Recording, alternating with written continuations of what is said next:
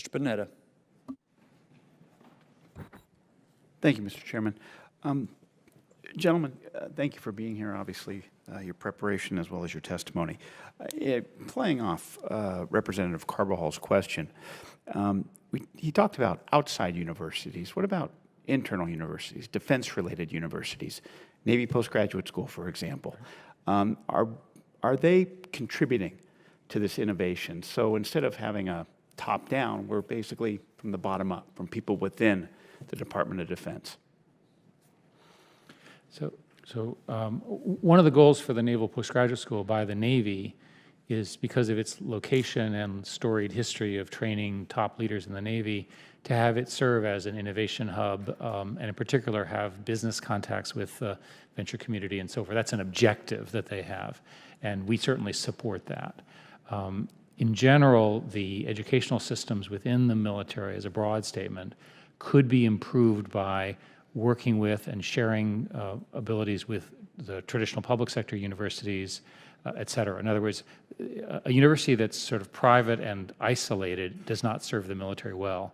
A university or a training program or an open innovation program that's linked to the educational systems of America serves both sides. I mean, I would agree. I'm very familiar with the postgraduate school and somewhat familiar with Air Force Institute of Technology, for example. And while they're quite good at very specific things, the more that they can be linked with their academic cousins outside the department, the more that they become, I don't mean this in any disparaging way, the more that they become just another university that happens to have ownership in the DoD, the better we're going to do.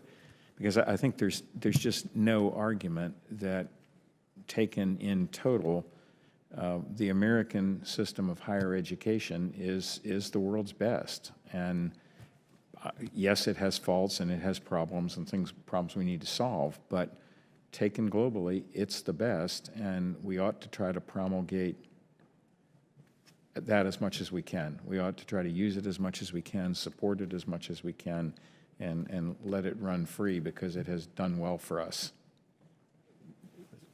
May I add something? Please. The challenge that we face in the government and the military is a much deeper training and education problem than it initially appears, because many of the doctrinal approaches, right, are being torn asunder, right? They're literally being turned on top of each other by changes in adversarial posture or technology. So an agile, innovative leadership team is a very different kind of training program than the kind of leadership that we're training today.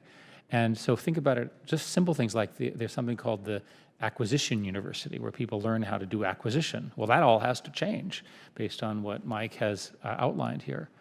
There are thousands of people who go through these systems. So it's a much deeper tautological question than it might initially appear. Your question is exactly right. Thank you, gentlemen. I yield back, Mr. Chairman.